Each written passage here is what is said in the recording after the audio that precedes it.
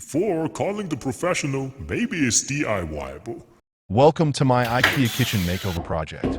In this video series, I will guide you through the entire process, covering everything from HVAC relocation, tile installation, and electrical work to disconnecting gas lines, plumbing, and of course, installing IKEA kitchen cabinets like a pro.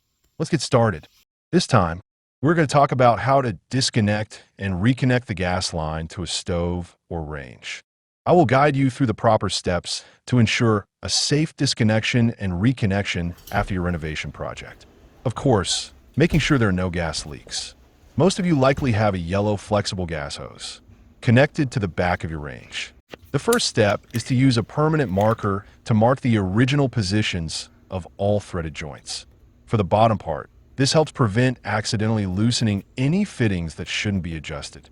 For the top part, the mark will serve as a guide for properly tightening when reconnecting the gas line.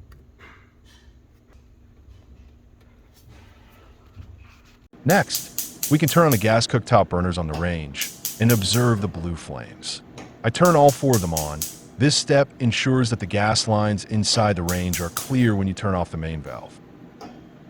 Moving to the basement, locate the gas shut-off valve for the range. In my case, I turn the valve clockwise to shut off the gas. Now the gas supply is off. Pay attention to the flame.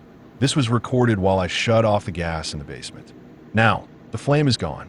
Okay, it's time to loosen the fittings. I tried using an adjustable wrench and a self-adjusting plier, but it was a bad idea. The fitting wouldn't budge.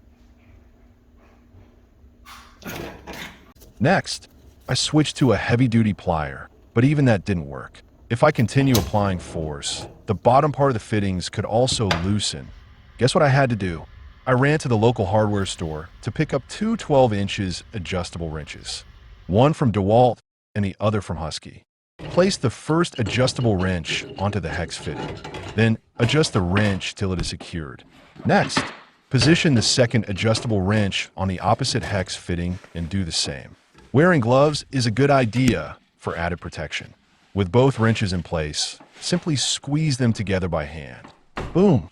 It worked perfectly, and the fittings loosened. This is a lesson learned. You need the right tools to get the job done properly. This technique ensures that the bottom part of the fittings remains secure while only loosening the top portion.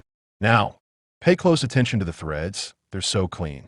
No Teflon tape or pipe joint compound is needed, and there has been no gas leak. You have to understand, this is called flare fittings, which creates a metal-to-metal seal at the flared surfaces, not at the threads.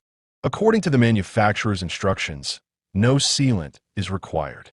Don't trust everything on Reddit or any YouTubers. Always verify the information yourself. For the kitchen renovation demolition, it's a good idea to wrap the connection fittings and the flexible gas hose with bubble wrap. This is especially important when removing the mortar bed, as there's a potential risk of damaging the hose or allowing dust to enter the hose or fittings, which could lead to a gas leak. Now that the new flooring and kitchen cabinets are in place, it's time to show you the proper way to reconnect the gas line. As I mentioned earlier, it's crucial not to use any Teflon tape or pipe joint compound, as this is a flare fitting.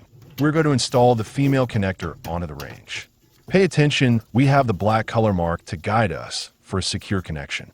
Hand tighten the fitting until you can't turn it anymore.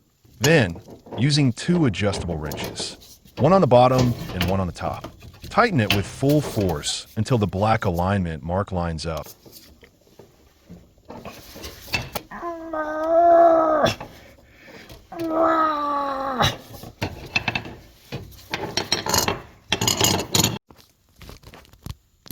Next, we're going to turn on the gas valve in the basement.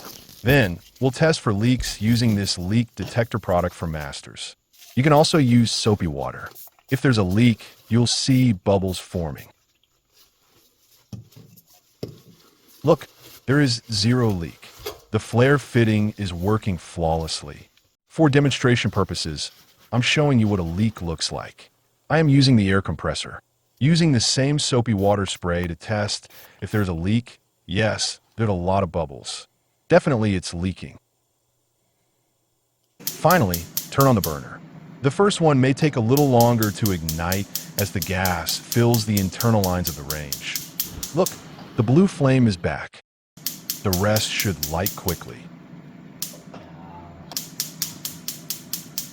If you have a flare-fitting gas connector, there's no reason to spend hundreds of dollars on a gas technician when you can safely do this yourself. I hope this video can really help your renovation project. Give us a thumbs up if you find this video useful. If you'd like to learn more trade secrets and DIY tips, remember to subscribe. I will show you the detailed progress of my kitchen makeover project. Thank you for watching, and see you next time.